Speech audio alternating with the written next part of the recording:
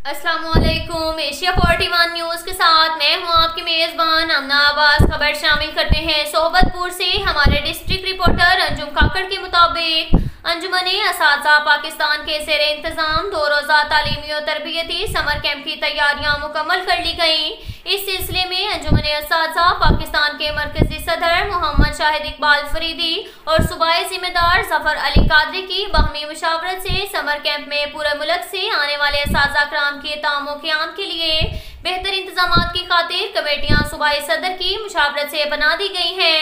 इस मौका पर उनका कहना था कि बलूचिस्तान की तारीख में पहली बार मुल्क भर के असातिज़ा कराम को तरबियत की खातिर मदऊ किया जा रहा है, जिसमें प्रोफेसर लेक्चरार से लेकर प्राइमरी असातिज़ा तक शरीक हो रहे हैं। वर्कर कन्वेंशन की तैयारियों में अंजुमन तुलबा इस्लाम के सूबाई नाज़म फैसल क़य्यूम, अहले सुन्नत व जमात के सूबाई रहनुमा सुहेल अशरफ प्रोग्राम की मुआवनत के लिए हमेशा साथ साथ हैं और हर मुमकिन ताउन भी हासिल है। अब तक के लिए इतना ही काफ़ी है। मिलते हैं अगले बुलेटिन में, हमारे साथ रहिएगा। अल्लाह हाफिज़।